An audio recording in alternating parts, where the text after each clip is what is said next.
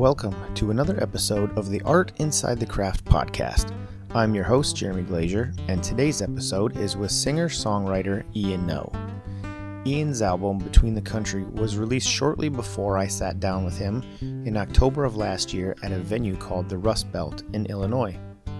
The stories in his album are as deeply rooted in the Kentucky landscape as Ian is, and I was extremely grateful to interview him and found him as genuine in person as each lyric he wrote for the album. Here is my interview with Ian No. First time I saw you was at Codfish Hollow. Oh yeah. With Coulter. Yeah. Was that what did that place look like? That's the barn in the middle of the cornfield. They had the tractors and everything. Yep. Yeah. Yep. I remember that place Yeah. very well, yeah.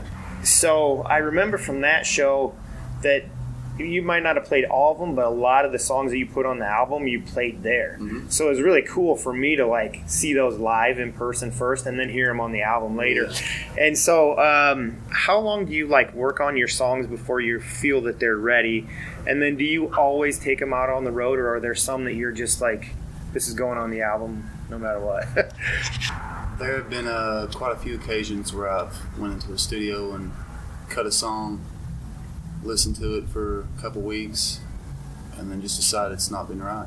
So it's you have to be 100%, before you go in and lay it down. Because once you do, it's out there. So I just, cross all the T's and dot all the I's. But I've been playing one out here lately that's still not finished, but we've still been playing it. Playing it? Yeah. Did you have I'm sure you ended up with some extra songs that you wanted to put on the album. So are some of those you're actually playing out now to kind of road test them before the next one? Yeah, absolutely, yeah. The Last Stampede, Promised Land, POW Blues is one that I've been waiting to. I really wanted to record that with Dave, but it just didn't fit. It fit with the subject matter of the rest of the batch that we were doing. So you just got to hold on to them. Yeah, I like the subject matter to fit, to be the same generally. That's a big thing for me because it's fun. Say if you have 7 songs and they're decent enough, you come up with 4 or 5 more. You kind of know what you're shooting for. Mm-hmm. You know what I mean? It's just I find it easier to write one song after the other if there's some sort of cohesive theme running through all of them. Yeah. Do you have favorite songs that you've written either because of the way that the crowd interacts with you when you're playing it, or just because of maybe where it takes you back to when you wrote the song to begin with? I would say Irene for both of those reasons that you just said. Thanks. Yeah. People seem to respond to that one more than a lot of the others. And I can still remember where I was when I wrote that song. Probably that one, yeah. Irene, or If Today Doesn't Do Me In. Yeah.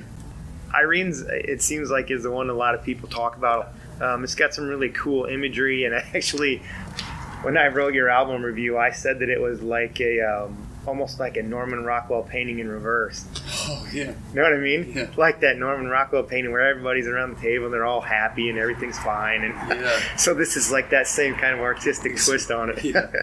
I thought when I listened to it, that's just the first thing I thought of, and it's a cool song. Yeah. But If Today Doesn't Do Me In is actually probably one of my favorites, just because it seems like some of the interactions with the people just seem so genuine.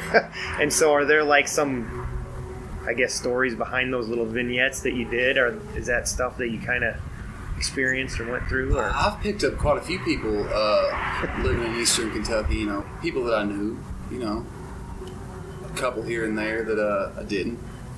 I wasn't going around every day picking up hitchhikers, right.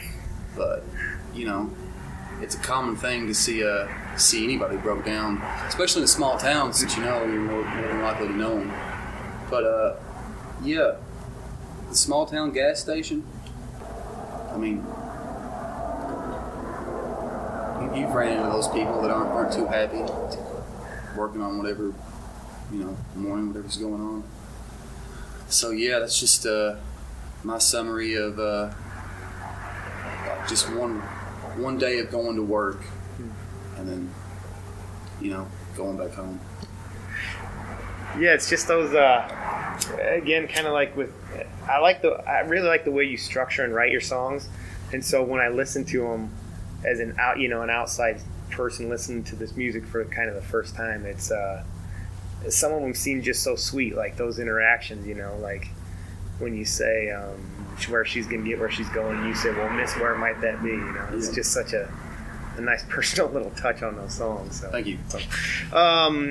So another thing I was kind of curious about, on your album in the notes there, it says that you thank both of your grandfathers, which I thought was really cool. One you thank because he taught you how to play, and then the other one gave you the spot to do it. So are there other people, or maybe it's your grandfathers that have the most impact, but are there other people that you've met that you would credit for having kind of a big impact on your music as well?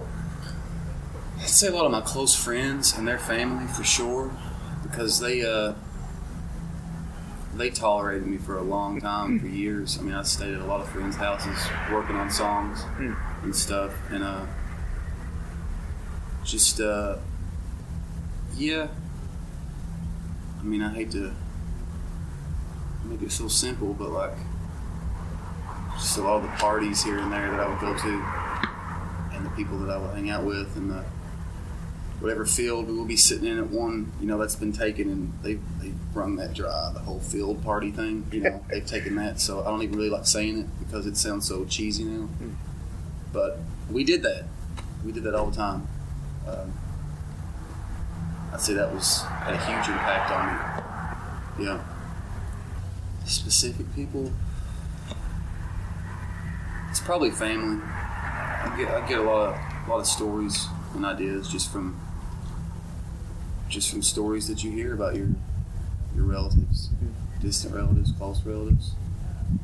You hear everything in a small town, and I'd say just the small town in general is what influenced. It still does.